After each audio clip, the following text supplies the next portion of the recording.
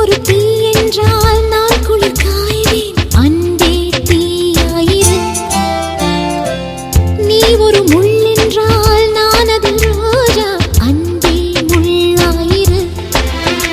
நீ வீரமான கள்ளன் உள்ளூரும் சொல்லுது. நீ ஈரமான பாறை என் உள்ளம் சொல்லுது.